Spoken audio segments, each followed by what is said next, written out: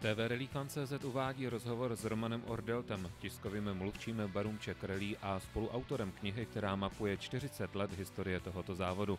A my se hned ptáme, kdy a jak vznikla myšlenka vydat knihu o Barum Rally.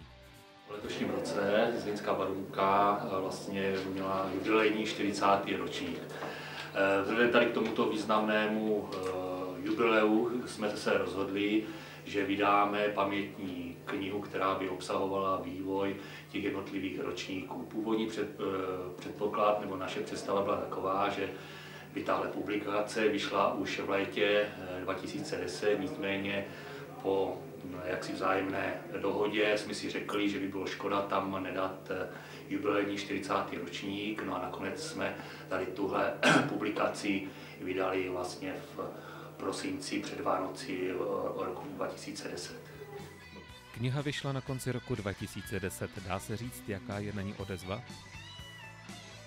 Tak, co se týká odezvy, tak vesměs ty ohlasy od fanoušků, od přátel motoristického sportu jsou pozitivní. Samozřejmě my jsme měli určitou představu, jak ta knížka se bude vyvíjet. Byli jsme jednak ohraničeni určitým rozpočtem, počtem stran. Ta naše představa byla ta, že vlastně knížku dáme na 100 stran. Ono, když se nad tím zamyslíte, tak není opravdu jednoduché dát 40 let Barůmky do 100 stran. My, když jsme se vlastně s šéfem projektu, což byl pan Miloslav Rybner, dlouholetý ředitel Zlínské soutěže, tak ta původní představa byla taková, že ta knížka bude postavena na vlastně fotografiích z těch jednotlivých ročníků, textu tam bude minimálně, nicméně, aby jsme tam určitou část i co se týká toho textu dali, tak jsme nakonec museli poměr stran obraz, text malinko ustoupit. Věřím, že ta knížka určitou hodnotu má. Kdo knihu připravoval? Tak v prvé řadě, co se týká autorů, tak jsou vlastně 3 spoluautory. Michal Forst, Jakub Hofbauer a Roman Ordelt. Takový ten gros vlastně těch jednotlivých ročníků, tak dal dohromady Michal Forst, který napsal 7 úvodních kapitol, 7 jednotlivých ér. Já jsem ještě neřekl, že ta kniha těch 40 let je rozděleno do 11 kapitol, kde je vlastně vývoj té soutěže, takové ty nejdůležitější milníky. Je vlastně ten první ročník rok 1971, kdy soutěž vznikla na amatérské bázi. V roce 1984 se poprvé jela Barůmka jako součást mistrovství Evropy. V roce 2002 byl zde nejvyšší koeficient 20, 2005 kandidátský podnik mistrovství světa, no a v roce 2007 soutěž se poprvé jela jako součást Intercontinental Rally Challenge. Čili tady ta kniha byla rozdělená do těch jednotlivých kapitol, samozřejmě podstatnou část jsou i jednotlivé fotografie, kde jsme vlastně oslovili spoustu autorů z těch jednotlivých oblastí a podařilo se nám dát knihu do té konečné podoby. Kolik lidí jste museli oslovit při přípravě této knihy? Tak vzadu v tiráži je zhruba na 20 jednotlivých jmen.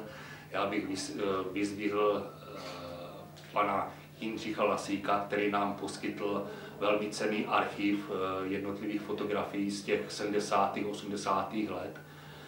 Takže myslím si, že pan Lasík opravdu nám poskytl zhruba 1000 fotek, ze kterých jsme vybrali opravdu ty nejlepší fotografie a podařilo se nám nashromáždit velmi bohatý archiv, který Barůmka v těch minulých letech neměla, zvláště z těch 70. a 80. let. A když jsme se vlastně v kolektivu bavili, tak rádi bychom v těch nejbližších letech eventuálně vydali i takové vzpomínkové CDčko, kde by ty jednotlivé fotografie byly.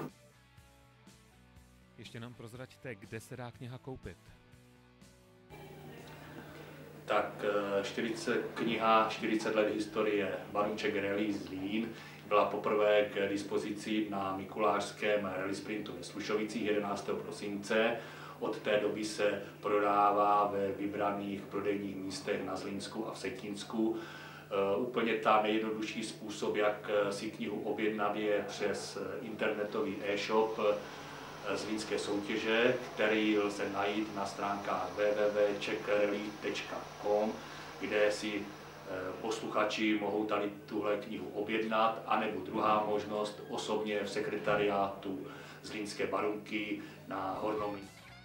A na závěr nám řekněte, kdo je Roman Ordelc?